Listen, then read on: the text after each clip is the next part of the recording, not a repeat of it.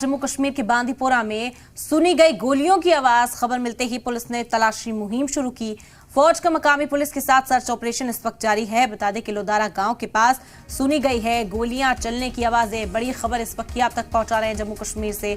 बता दें कि जम्मू कश्मीर के बांदीपोरा में गोलियां चलने की आवाजें सुनी गई और खबर मिलते ही पुलिस ने तलाशी मुहिम यहां पर शुरू की। फौज और मकामी पुलिस मुश्तरका सर्च ऑपरेशन चला रही है।